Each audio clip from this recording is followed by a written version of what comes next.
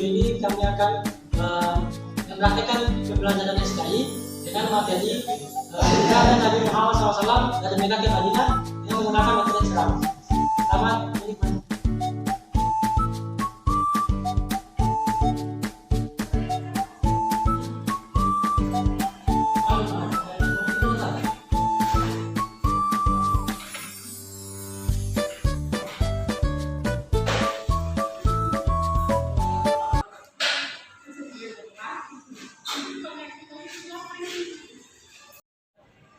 Oke, baik. Assalamualaikum warahmatullahi wabarakatuh. Waalaikumsalam warahmatullahi wabarakatuh. Ya, bagaimana kabarnya hari ini? Alhamdulillah sehat, Pak. Semoga kita semua saya menjaga kesehatannya oleh Allah Subhanahu wa Ta'ala. Amin. Anak-anak, sebelum kita mulai hari ini, apakah kita berdoa dengan siapa? Ya, silakan berdoa teman-teman. Teman-teman, kalau kita mengacu pada ini, mari kita berdoa. Doa mulai. Bismillahirrahmanirrahim. Rabbi zidni ilman warzuqni fahman. Amin. Ya, kita doa dulu ya. Pelatihan yang terakhir di diri ini. Hadir, Pak. Semuanya hadir ya. Ya, kan? Ada yang tahu materi minggu lalu? Saya Pak. Ya, silakan. Strategi dakwah Rasulullah di Mekah. Oke, baik sekali ya. Dia tahu strategi apa saja yang dilakukan oleh Rasulullah SAW? Saya Pak. Ya, baik. Oke, Nah, silakan. jadi ada dua strategi, yaitu pertama strategi sihir dan yang kedua strategi jahal. Yang pertama itu strategi secara sembunyi-sembunyi, sedangkan yang kedua yaitu strategi secara terang-terangan. Ya, tepat sekali. Tepuk tangan buat teman-teman. Oke, baik anak-anak, sebelum itu Bapak menyampaikan tujuan pembelajaran kita pada kesempatan kali ini. Oke, pada kesempatan kali ini Bapak harapkan agar siswa dapat menjelaskan pengertian hijrah dan siswa dapat mengidentifikasi faktor-faktor apa saja yang mendorong hijrah Nabi ke Madinah. Yang ketiga yaitu siswa dapat mengetahui kronologis hijrah Nabi ke Madinah. Oke, kita misalnya pada saat penerapan aktifnya yaitu pengertian hijrah adalah hijrah dalam bahasa Arab itu berarti pindah atau meninggalkan. Dalam istilah fikih itu bisa dikatakan sebagai usaha untuk menegakkan kebenaran dan meninggalkan keburukan serta kejahatan. Jadi kalau menurut hijrah yang seperti itu. Kalau pada konteks ini itu adalah perpindahan umat Islam dari kota Mekah ke Madinah untuk menegakkan syiar Islam dan menghindari penjelasan dari orang-orang Quraisy. Oke, setelah itu kita beralih ke faktor-faktor pendorong hijrah Nabi ke Madinah. Oke, mungkin kali ini bisa tolong membacakan buat teman-teman. Baik, Pak. Faktor utama yang mendorong hijrah Nabi Muhammad SAW, yang pertama perintah Allah agar hijrah, yang kedua semakin meningkatnya ancaman dan penyiksaan terhadap umat Islam di Mekah oleh orang kafir Quraisy, yang ketiga kesediaan masyarakat kota Madinah untuk melindungi Nabi Muhammad SAW dan pengikutnya, yang keempat strategi dakwah Rasulullah SAW dalam mengembangkan agama Islam. Ya, baik sekali. Jadi ini adalah keempat faktor yang dimana menjadi pendorong Nabi Muhammad SAW hijrah dari Mekah ke Madinah.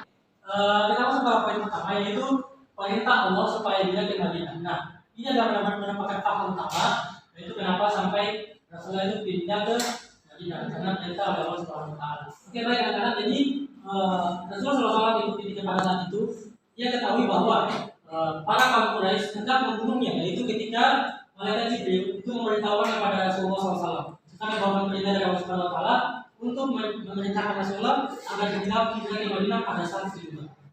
Oke, untuk faktor yang kedua silakan. Nah, orang kafir Quraisy Mekah marah karena orang-orang yang mengikuti ajaran Rasulullah SAW telah meninggalkan berhala-berhala dan tradisi yang telah ada. Umat Islam di Mekah banyak yang mengalami gangguan-gangguan baik fisik maupun psikis. Mereka dihina, dikucilkan, dan diboikot oleh orang Quraisy. Budak-budak yang masuk Islam banyak yang disiksa dengan siksaan yang di luar dari kemanusiaan oleh Tuhan mereka, seperti yang dialami oleh Bilal bin Rabah. Oke, jadi ini menjadi salah satu faktor yang dimana membuat para kaum muslim itu terpaksa harus pindah dari Mekah ke Madinah. Itu karena telah terjadi banyak sekali penyiksaan Untuk keputusan yang ketiga yaitu saat ini dilakukan Rasulullah SAW dalam mengembangkan agama Islam. Oke, terus silakan aja di bawahnya.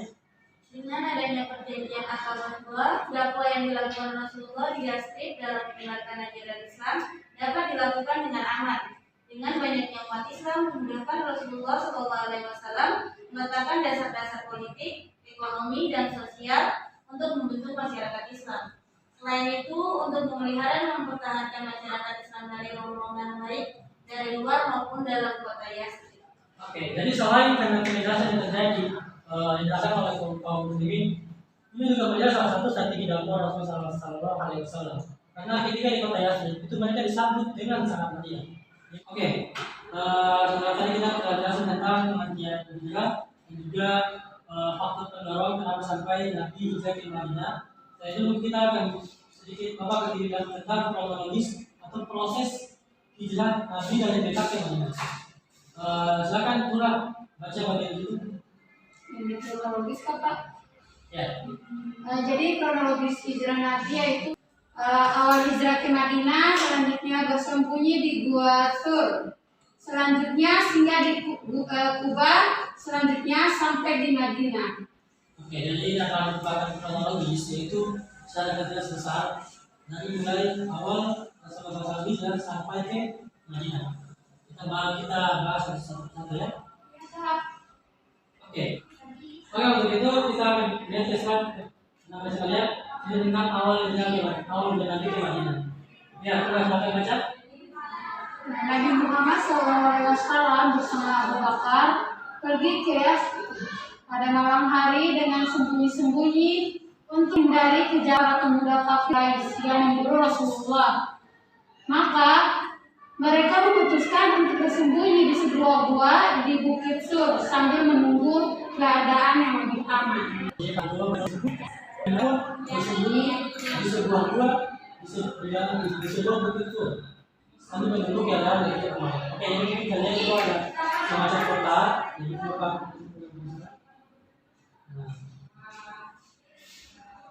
Jalan kota itu jalan yang ditempuh oleh Nabi Muhammad SAW. Nah, saya lihat itu adalah kalau garis merah itu merupakan jalan umum, yang dimana memang sering dilewati oleh para kabilah yang akan hendak menuju ke Madinah. Itu jalan merah ini merupakan jalan umum yang dilewati, namun Rasulullah SAW itu mengambil jalan yang berbeda.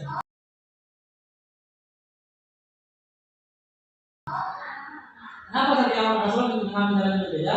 Itu agar ingin menghindar dari kejaran kaum kafir Quraisy. Kenapa? Jadi pada peta ini kita lihat bahwa Muhammad itu mengambil jalan yang berbeda dengan jalan itu yang dilewati oleh kabilah atau musuh-musuh lainnya. Itu untuk menghindar dari pengejaran kaum kafir Quraisy. Oke, ketika mereka bersembunyi di dalam sebuah gua di Bukit Sur, itu ketika Rasulullah SAW merasa bahwa keadaan telah aman, maka mereka pun meneruskan perjalanan ke Yastrib pada hari Senin 8 Rabiul Awal tahun 1 Hijriah.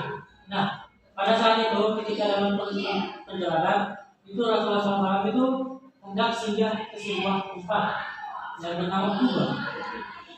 Nah, tempat ini tuh masih sekitar 10 km jauhnya dari Yastrib. Dan Muhammad beristirahat di situ selama 4 hari dan mendirikan sebuah masjid, yaitu masjid yang pertama dibangun dalam sejarah Islam, yaitu Masjid Kuba.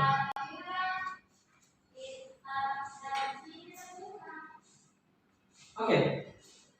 Ketika itu, ketika setelah beristirahat di kota Kuba, di sebuah tempat yang Kuba selama 4 hari, Rasulullah SAW pun melanjutkan perjalanannya dan sampai ke Madinah pada hari Jumat tanggal 24 September 662 Masehi atau 12 Rabiul Awal 1 Hijriah.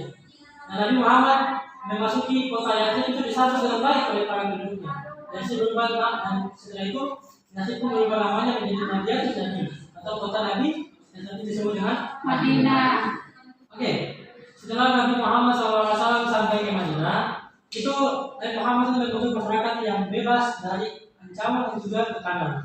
Dari usaha-usaha yang telah Bapak paparkan di depan. Mungkin kepada Mahfud sudah dibaca pada ini. Jadi ada usaha-usaha, yaitu yang pertama membina umat Islam dengan meletakkan dasar-dasar politik, ekonomi, dan sosial. Yang kedua, mendirikan masjid sebagai pusat ibadah dan pertemuan kaum muslimin.